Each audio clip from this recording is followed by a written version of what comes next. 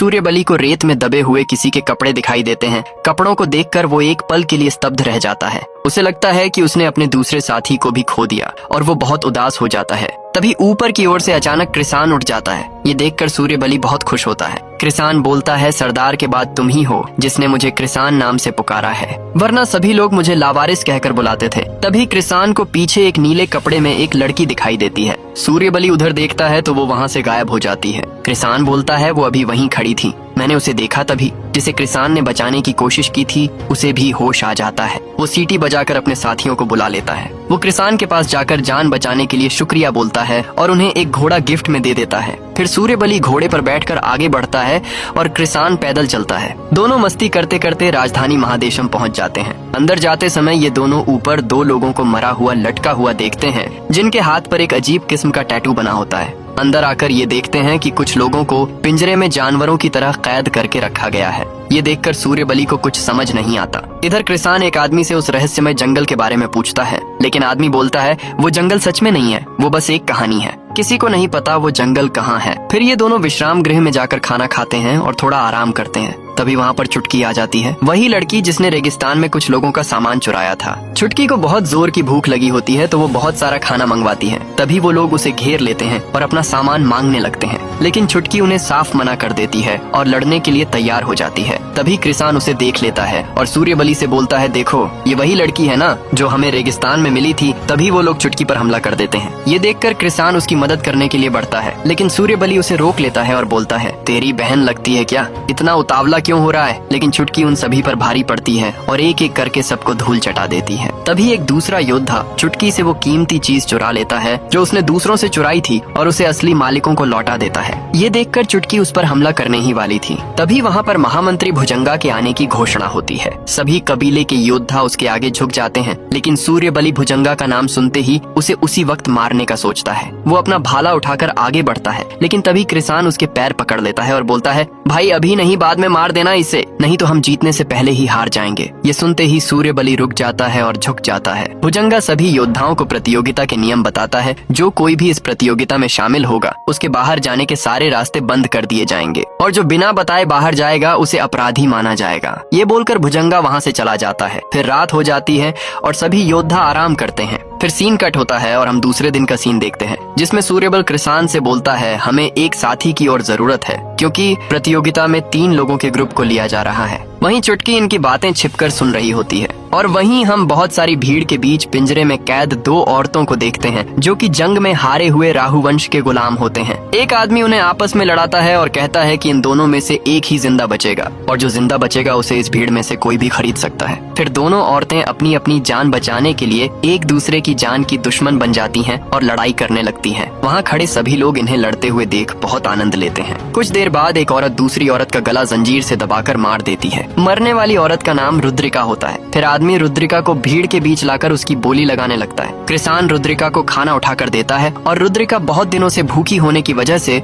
उस खाने को जल्दी जल्दी खाने लगती है। तभी रुद्रिका की नजर सूर्यबली के भाले पर पड़ती है। वो भाले को देखकर चौंक जाती है और उसे बहुत ज्यादा गुस्सा आने लगता है। सूर्यबली भी ये देखकर थोड़ा आश्चर्यचकित होता है। तभी सूर्यबली गलती से हाथ ऊपर उठा देता है और आदमी बोलता है, ठीक है तुमने हाथ उठाया, अब ये औरत तुम्हारी हुई, चलो मेरे पैसे दो और इसे यहाँ से ले जाओ। सूर्यबली को ना चाहते हुए भी उस औरत को खरीदना पड़ता है। वो पैसे देकर वहाँ से जाने लगता है, लेकिन रुद्रिका को साथ नहीं ले जाता। रुद्रिका एक खंजर उठाकर सूर्यबली को मारने के लिए उसके पीछे जाने लगती है। तभी चुटकी सूर्यबली के पास आकर उसे उनके ग्रुप में शामिल करने के लिए बोलती है। कृसान चुटकी को अपने ग्रुप में शामिल करने के लिए मान जाता है, लेकिन सूर्यबली नहीं मानता और उसे वहाँ से जाने के लिए बोल देता है। लेकिन थोड़ी देर बाद वो भी मान जाता है। फिर ये तीनों आगे बढ़ने लगते हैं। तभी कृसान को वही नीले कपड़ों वाली औरत दिखाई देती है जो उसे रेगिस्तान में भी दिखाई दी थी। फिर रात हो जाती है और सभी लोग चैन की नींद सो रहे होते हैं। तभी कोई दबे पांव सूर्यबली की ओर बढ़ रहा होता है, लेकिन सूर्यबली को भनक लग जाती है कि कोई उसकी तरफ आ रहा है। सूर्यबली अपना भाला उठाकर गेट के पास पहुंच जाता है और जैसे ही वो गेट खोलता है उस पर हमला हो जाता है। लेकिन सूर्यबली पहले से ही सतर्क था। वो तुरंत अपने आप को बचाते हुए हमलावर को दबोच लेता है और फिर देखता है ये तो वही औरत है, रुद्रिका। अब सूर्य बलि रुद्रिका से पूछता है, तुम मुझे क्यों मारना चाहती हो? रुद्रिका बोलती है, ये वही भाला है जिससे मेरे पिताजी मारे गए थे। इस भाले को मैं पूरी जिंदगी नहीं भूल सकती। दरअसल आज से 10 साल पहले रुद्रिका के पिता को सूर्यवंशियों ने उसके सामने इसी भाले से मारा था और तब से लेकर आज तक रुद्रिका अपने पिता की मौत का बदला लेने के लिए बदले की आग में जल रही है। सूर्यबलि चाहता तो रुद्रिका को वहीं मार सकता था, लेकिन वो अपनों को खोने का दर्द समझता है। वो रुद्रिका को ये कहकर छोड़ देता है, पहले मैं भुजंगा को मार दूं, फिर तुम मुझसे अपना बदला ले लेना। फिर सूर्यबलि गेट बंद कर देता है। अगली सुबह कालकुंडा प्रतियोगिता शुरू होने वाली होती है। सभी योद्धा तैयार खड़े होते हैं। इस प्रतियोगिता का निर्माण महामंत्री भुजंगा ने किया है और इसका असली मकसद है सूर्य वंश के बचे हुए वंशजों को खत्म करना। वहीं हम रुद्रिका को भी देखते हैं जो अपना बदला पूरा करने आई होती है। वो सोचती है जैसे ही सूर्यबलि भुजंगा को मारकर अपना बदला पूरा करेगा, वैसे ही मैं भी सूर्यबलि को मारकर अपना बदला पूरा करूंगी। इधर सभी ग्रुप्स को जंजीरों से एक दूसरे के साथ बांध दिया जाता है। घोषणा होती है, जो भी ग्रुप जिंदा बचकर सबसे पहले राजा के सामने पहुंचेगा वही विजेता बनेगा। डंका बजते ही सभी ग्रुप आगे बढ़ते हैं। आगे जाते ही सभी ग्रुप आपस में लड़ने लगते हैं, अपने प्रतिद्वंद्वियों को गिराने और पीछे छोड़ने की कोशिश करते हैं। शुरुआत में ही 2-3 ग्रुप मारे जाते हैं। इधर सूर्यबलि का ग्रुप आगे निकल जाता है। तभी प्रतियोगिता का मैदान घूमने लगता है। जो आगे थे वो पीछे आ जाते हैं और मैदान पर बड़ी बड़ी लोहे की गेंदें लुढ़का दी जाती हैं। सभी का संतुलन बिगड़ने लगता है और एक ग्रुप उन गेंदों के बीच फंसकर मारा जाता है। कुछ ग्रुप नीचे गिर जाते हैं। तभी एक लड़कियों वाला ग्रुप सबसे पहले राजा के सामने पहुंच जाता है और उनके स्वागत में फूल बरसाए जाते हैं। अपनी पूरी ताकत लगाकर सूर्यबलि का ग्रुप भी राजा के सामने पहुंच जाता है। अब मैदान पर सिर्फ 2 ग्रुप बचे होते हैं। एक ग्रुप के एक साथी का पैर मोटी जंजीर में फंस जाता है और दूसरा ग्रुप उनसे आगे बढ़ने लगता है। तभी उसका साथी अपने ही साथी का पैर काट देता है और दूसरे ग्रुप को गिराकर उसे कंधे पर उठाकर राजा के सामने पहुंच जाता है। फिर महामंत्री भुजंगा सभी ग्रुप्स को बधाई देता है और अगली प्रतियोगिता में जाने के लिए एक चिन्ह देता है। उधर रुद्रिका अपना निशाना साध लेती है सूर्यबलि पर, क्योंकि उसे पता है अगर भुजंगा सूर्यबलि के सामने आया तो वो उसे मारने से पीछे नहीं हटेगा। इधर सूर्यबलि भी भुजंगा को मारने के लिए पूरी तरह तैयार होता है, लेकिन कृसान उसे रोकता है और कहता है, अगर अभी तुमने कुछ किया तो हम सब मारे जाएंगे। और चुटकी भी ये सुनते ही सूर्यबलि रुक जाता है और तभी भुजंगा भी उस भाले को देखकर सूर्यबलि को पहचान जाता है और सूर्यबलि यहाँ पर तो कुछ नहीं करता है और इधर रुद्रिका का प्लान भी फेल हो जाता है। फिर सीन चेंज होता है और ये लोग यहाँ आकर खाना खाने लगते हैं। वहीं हम रुद्रिका को भी बैठे देखते हैं। इधर चुटकी कृसान का एक कीमती सामान छीन लेती है और बोलती है, लड़के होकर तुम लड़कियों वाला सामान इस्तेमाल करते हो और मस्ती करने लगती है। तभी कृसान बोलता है, तुम्हें जो चाहिए वो ले लो, लेकिन ये मुझे वापस दे दो। अगर तुम्हें ऐसा ही चाहिए तो मैं तुम्हें दूसरा खरीद कर दे दूंगा। ये मेरी माँ की आखिरी निशानी है, प्लीज ये मुझे वापस दे दो। ये सुनकर चुटकी कृषान का सामान वापस दे देती है और बोलती है, कम से कम तुम्हारी माँ तुम्हारे लिए कुछ छोड़ गई है, मेरी माँ तो मेरे लिए नाम भी नहीं छोड़ कर गई। वहीं सूर्यबलि रुद्रिका को देखता है और उसे खाना खाने के लिए बोलता है। तभी रुद्रिका बोलती है, तुम भुजंगा के इतने करीब थे तो तुमने उसे मारा क्यों नहीं? सूर्यबलि बोलता है, मैं उसे मारूंगा लेकिन अभी नहीं, बदला ताकत मिलने के बाद लिया जाता है। ये सुनकर रुद्रिका समझ जाती है और खाना खाने लगती है, लेकिन तभी कुछ लोग सूर्यबलि पर हमला कर देते हैं। ये देखकर कृषान और चुटकी तुरंत उसकी मदद करने आते हैं और तीनों मिलकर सभी दुश्मनों को धूल चटा देते हैं। फिर हमें बाद में पता चलता है कि सूर्यबलि और उसके साथियों पर भुजंगा ने हमला करवाया था ताकि वो उन्हें दूसरे कबीले के साथ लड़ाई करने के आरोप में बाहर निकाल सके। ये बात सुनकर सूर्यबलि बहुत गुस्से में आ जाता है और वो कृषान और चुटकी से बोलता है, तुम दोनों वापस अपने घर चले जाओ, मैं यहाँ सब संभाल लूंगा। और सूर्यबलि अकेले ही भुजंगा को मारने के लिए जाने लगता है, लेकिन कृषान और चुटकी दोनों सूर्यबलि के साथ जाने के लिए तैयार हो जाते हैं और बोलते हैं, हम तुम्हारी हर सिचुएशन में साथ देंगे, लेकिन पहले हम प्रतियोगिता का अंतिम पड़ाव जीत लेते हैं, उसके बाद हमारे सारे रास्ते खुल जाएंगे और हम भुजंगा को आसानी से मार पाएंगे। ये सुनकर सूर्यबलि मान जाता है और शांत होकर बैठ जाता है। वहीं रुद्रिका उनकी ये सारी बातें सुन रही होती है, क्योंकि उसे भी सूर्यबलि को मारकर अपना बदला पूरा करना है। फिर रुद्रिका उन्हीं पिंजरों के पास जाती है जहाँ वो कैद थी। रुद्रिका देखती है कि पिंजरों का मालिक गहरी नींद में सो रहा है। रुद्रिका मौका देखकर सभी औरतों को पिंजरे से बाहर निकालकर आजाद कर देती है। वहीं एक औरत डर के मारे पिंजरे से बाहर नहीं आती है तो रुद्रिका उसे जबरदस्ती पिंजरे से बाहर निकालकर वहाँ से भगा देती है। तभी पिंजरों का मालिक पीछे से रुद्रिका को पकड़ लेता है, लेकिन रुद्रिका तुरंत उसे उठाकर पटक देती है और उस पर खंजर से वार करती है। लेकिन रुद्रिका उसे मारती नहीं और उसे भागने का एक मौका देती है। वो वहाँ से भाग जाता है। फिर अगले दिन प्रतियोगिता का दूसरा पड़ाव शुरू हो जाता है। इस बार प्रतियोगिता में एक खूंखार ड्रैगन किंग के अंडे को चुरा कर लाना है और जो कबीला ड्रैगन का अंडा लाएगा वही कबीला प्रतियोगिता के तीसरे पड़ाव में जा पाएगा। फिर सभी कबीले एक एक करके ड्रैगन के इलाके में आ जाते हैं जहां अंडा मिलेगा। फिर सूर्यबली और उसके साथी भी ड्रैगन के बड़े से घोंसले के अंदर चले जाते हैं और वहीं हम सभी कबीलों को अंदर ही अंडा ढूंढते हुए देखते हैं। इधर सूर्यबली अपने साथियों के साथ आगे बढ़ता है। तभी चुटकी को एक सुंदर फूल दिखाई देता है और वो उस फूल को छूने ही वाली होती है। तभी सूर्यबली उसे ऐसा करने से रोकता है,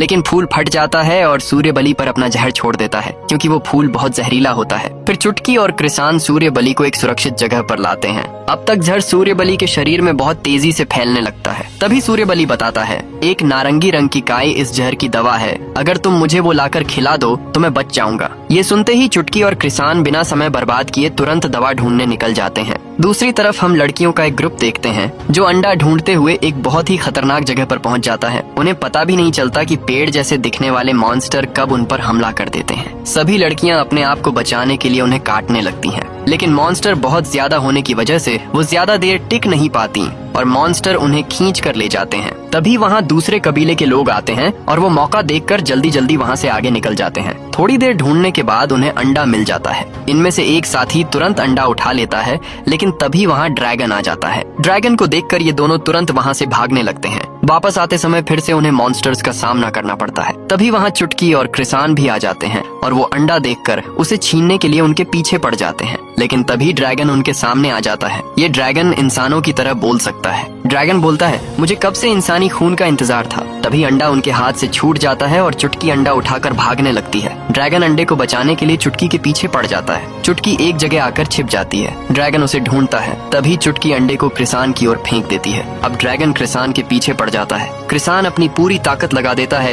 अंडे को बचाने के लिए। फिर दोनों एक पतली सी सुरंग में भागने लगते हैं ताकि ड्रैगन की स्पीड कम हो जाए। फिर कृसान चुटकी को लेकर सुरंग के ऊपर लटक जाता है और ड्रैगन आगे निकलकर पतली सुरंग में फंस जाता है। तभी कृसान को ड्रैगन के मुकुट पर लगी नारंगी काई दिखाई देती है। वो चुटकी से बोलता है और चुटकी तुरंत अपनी बोतल में जहर की दवा इकट्ठा कर लेती है और दोनों यहाँ से तुरंत भागने लगते हैं। लेकिन ड्रैगन भी दूसरी जगह से निकलकर फिर से इनके पीछे पड़ जाता है और उस बार ड्रैगन कृसान पर हमला करता है तो वो और भी छोटी सुरंग में फंस जाता है और वो इस बार सुरंग से निकल नहीं पाता है और दोनों तुरंत सूर्यबली के पास आ जाते हैं और जल्दी से उसे जहर की दवा खिला देते हैं, जिससे सारा जहर बाहर निकल जाता है और सूर्यबली ठीक हो जाता है। और चुटकी बोलती है, हमें अंडा भी मिल चुका है तो चलो हम जल्दी से यहाँ से निकल चलते हैं। लेकिन कृसान को ड्रैगन का दर्द देखा नहीं जाता है और वो ड्रैगन की मदद करने के लिए आ जाता है। लेकिन कृसान को ड्रैगन के पास जाने में भी डर लग रहा होता है। फिर भी कृसान हिम्मत जुटाकर ड्रैगन के ऊपर चढ़ जाता है और ड्रैगन के मुकुट में एक लोहे की रॉड फंसाकर मुकुट को निकालने की कोशिश करता है। लेकिन कृसान अकेला ये नहीं कर सकता था। तभी चुटकी भी वहाँ आ जाती है और वो भी कृसान की मदद करने लगती है, जिससे मुकुट की नोक धीरे धीरे बाहर आने लगती है। तभी सूर्यबली आग की एक मशाल लाकर ड्रैगन के सामने कर देता है, जिससे ड्रैगन डरकर पीछे हटता है और इसी वजह से ड्रैगन के सिर से उसका मुकुट निकल जाता है और ड्रैगन आजाद हो जाता है। और ड्रैगन सूर्यबली के हाथ में भाला देखकर बोलता है, ये भाला तो मेरी महारानी सौदामनी का है। तभी कृसान सूर्यबली से अंडा लेकर ड्रैगन के सामने रख देता है और ड्रैगन से बोलता है, मैं समझ सकता हूँ तुम सिर्फ अपने अंडे की रक्षा कर रहे हो। मैं अपने कबीले की कसम खाकर कहता हूँ, प्रतियोगिता जीतने के बाद मैं तुम्हारा अंडा सही सलामत तुम्हारे पास वापस छोड़कर जाऊंगा। ये सुनकर ड्रैगन सूर्यबली से बोलता है, तुम महारानी सौदामनी के बेटे हो, मैं तुम पर भरोसा कर सकता हूँ। इतना बोलकर ड्रैगन चला जाता है। फिर ये तीनों भी ड्रैगन का अंडा लेकर जाने लगते हैं। तभी इन्हें वही नीले कपड़े वाली औरत देखती है। फिर ये लोग अंडा लेकर महादेशम पहुँच जाते हैं और ये प्रतियोगिता का दूसरा चरण भी जीत जाते हैं और हारने वालों के चेहरे पर एक चिन्ह लगाया जाता है। अब कहानी में एक और ट्विस्ट आता है। भुजंगा जीतने वालों को बधाई देता है और बोलता है, दुर्भाग्यवश तीसरे चरण में तुम तीनों में से महायोद्धा सिर्फ एक ही बनेगा। जो भी तुम तीनों में से जिंदा बचेगा वो राजधानी महादेशम का महायोद्धा बनेगा। ये सुनकर चुटकी और कृसान आपस में लड़ने से मना कर देते हैं और सूर्यबली को महायोद्धा बनाने की बात करते हैं। लेकिन भुजंगा नहीं मानता है और बोलता है कि प्रतियोगिता के नियमों के अनुसार तुम्हें आपस में लड़ना पड़ेगा। ये बोलकर भुजंगा वहाँ से चला जाता है और फिर ये तीनों आपस में चर्चा कर रहे होते हैं कि अब इस स्थिति से हम कैसे बाहर निकलें। तभी वही नीले कपड़े वाली औरत आती है और बोलती है, तुम्हें आपस में लड़ने की जरूरत ही नहीं है। कृसान औरत को देखकर बोलता है, मैंने आपको पहले भी देखा है, आप हमारा काफी समय से पीछा कर रही हैं। आखिर आप हैं कौन?